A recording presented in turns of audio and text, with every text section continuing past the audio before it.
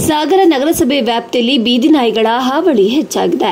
ಮನೆ ಮುಂಬಾಗಿಲಲ್ಲಿ ಆಟ ಆಡ್ತಿದ್ದ 3 ವರ್ಷದ ಬಾಲಕನ ಮೇಲೆ ಬೀದಿ ನಾಯಿಗಳು ಏಕಾಏಕಿ ದಾಳಿ ಮಾಡಿದೆ. ಬಾಲಕನ ಮುಖ, ಕಣ್ಣು ಸೇರಿದಂತೆ ಅನೇಕ ಭಾಗಗಳಲ್ಲಿ ಗಾಯಗೊಳಿಸಿದ ಬೀದಿ ನಾಯಿ ನಗರಸಭೆ ವ್ಯಾಪ್ತಿಯ ಜನತ್ ನಗರದ ನಿವಾಸಿ ರಶೀದ್ ಎಂಬುವರ 3 ವರ್ಷದ ಪುತ್ರನ ಮೇಲೆ ದಾಳಿ ನಡೆಸಿದೆ. ಬಾಲಕನಿಗೆ ದಾಳಿ ನಡೆದಿರುವ ನಂತರ ಮಹಿಳೆಯ ಮೇಲೂ ಕೂಡ ದಾಳಿ ನಡೆಸಿದೆ ಬೀದಿ ನಾಯಿಗಳು.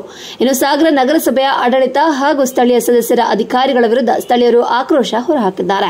ಬಾಲಕನಿಗೆ ಸಾಗರ ಆಸ್ಪತ್ರೆಯ ಪ್ರಥಮ ಚಿಕಿತ್ಸೆ ನೀಡಿದ ನಂತರ ಹೆಚ್ಚಿನ ಚಿಕಿತ್ಸೆಗಾಗಿ ಶಿವಮೊಗ್ಗ ಜಿಲ್ಲಾ ಆಸ್ಪತ್ರೆಗೆ ರವಾನಿಸಲಾಗಿದೆ.